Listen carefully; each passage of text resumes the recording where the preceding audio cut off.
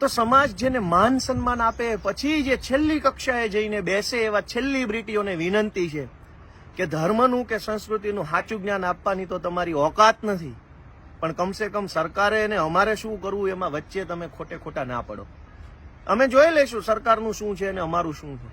તમે તમારું એ નકલી જ્ઞાન વાહવાહી મોરે ચાલુ રાખો ને ભાઈ. તમે શું કામ અમને જ્ઞાન આપવા હોય? ભગવાન શ્રી કૃષ્ણએ કૌરવોનો, શક્તિશાળીઓનો, જેની પાસે સત્તા હતી, પાવર હતો, પૈસા હતા, પદ હતું, પ્રતિષ્ઠા હતો, એનો પક્ષ નથી લીધો. જેની પાસે કશું જ નહોતું એવા અર્જુનનો પક્ષ લીધો. આજ અર્જુન કોણ છે? સમાજના કરોડો ગરીબ લોકો છે એ લાચાર છે, અર્જુનની ભૂમિકામાં છે, એને સપોર્ટની જરૂર છે.